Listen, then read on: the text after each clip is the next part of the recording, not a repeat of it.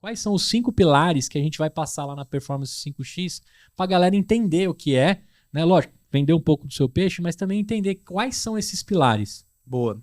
Primeiro é briefing, né? A gente entender o negócio do cara e eu acho é bem interessante quando a gente vai montar esse briefing com o cliente, muitas vezes ele também não conhece muito o produto dele e o mercado.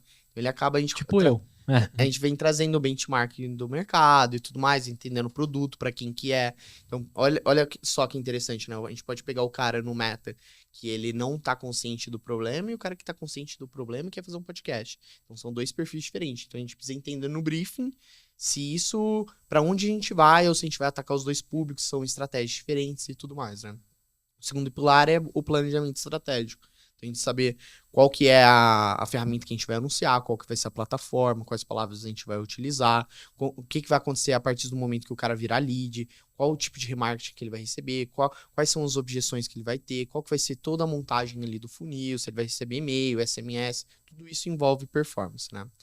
Aí depois a gente vai para a parte da copy. Então, o terceiro pilar é copy, a gente saber se comunicar com esses clientes, montar as copies dos anúncios, criar variações desses anúncios, fazer anúncio em vídeo, fazer anúncio estático, carrossel, para depois a gente testar, ver o que mais funciona, né? Uhum. Com essas copies prontas, a gente vai para a parte de produção ali, né? De design e de edição de vídeo. A copy tá pronta, a gente grava o vídeo, faz a imagem, edita, vê o que vai funcionar mais, baseado inclusive no que a gente já sabe que funciona. E o quinto pilar é tráfego. Então, você repara que, tipo, para o marketing de performance, você precisa ter tudo isso muito bem alinhado.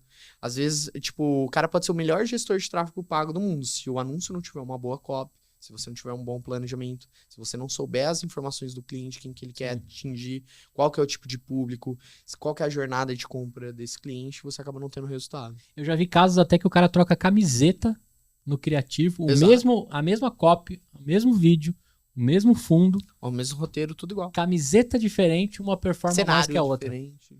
Cara, que loucura isso. E tem muito do algoritmo ou tem muito do que a pessoa tá ali? É neurociência pura? Neurociência total. É. Lógico que tem algumas coisas que a gente já sabe que funciona, né? Por exemplo, o que a gente chama de quebra de padrão. Que é você começar o anúncio de uma forma diferente, ou estar num lugar diferente, falar alguma coisa diferente, tudo isso gera ali aquela quebra de padrão. Sim. E aí isso tende a funcionar mais, né? Tem acho que o Michel é um cara de Minas também, né? O Michel Menezes. Misha Menezes. Exato. Ele é um cara que quebrou os padrões de anúncios, né? Exato, ele aparece de um jeito... O Leandro Ladeira também faz muito anúncio com bastante quebra de padrão. O Ladeirinha, ele é sensacional. Ele tinha que ser cineasta, ele não tinha que ser lançador, né? É isso. Ele fez de tudo também, fez stand-up, etc. Teve agência também. Isso. Agora, nessa construção, a gente entende ali que, pô, eu participei do onboard lá, tinha uma galera. A gente tá falando aí no mínimo 6 profissionais. Isso. Eu teria que ter estrutura disso dentro de casa ou contratar uma empresa que envolve 6 profissionais, né? É muita gente para mexer muita coisa. Eu tenho que ter uma galera, eu teria que contratar uma turma. Então, só para a galera entender que para ter isso dentro de casa ou para fazer isso com uma Leads for You, etc., não é pouca gente, não é um trabalho fácil, não é easy. Exato. E das 5 coisas que você tem que ter, é a última que a gente está falando lá. É isso. Da ponta que a gente começou o assunto, que é tráfego. tráfego. Tem muito mais coisa para trás. E é isso, e nesse encontro, o importante ali é o quê?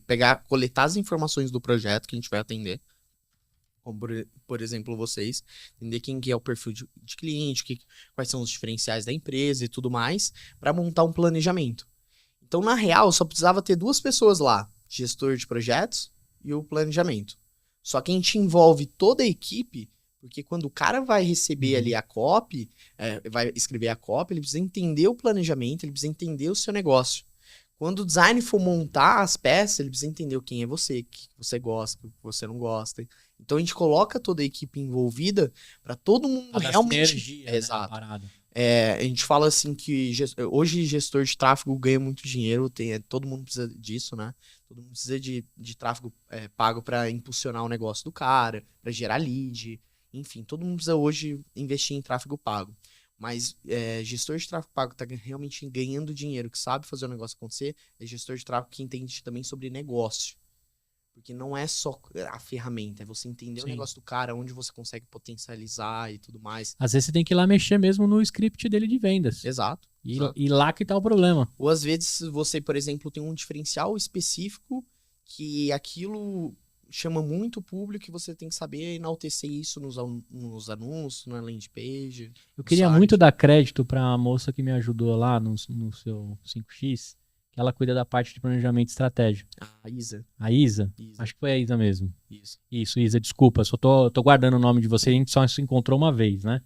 E aí eu falei pra ela, Isa, eu tô achando que eu tô dando muito de graça o piloto, muito rápido, porque a gente oferece um piloto aqui. Sim. Porque você vê aqui, é um lugar maneiro, é um lugar diferente. Sim. Puta, a gente tenta fazer você entrar aqui da porta pra dentro, tá num lugar diferentão.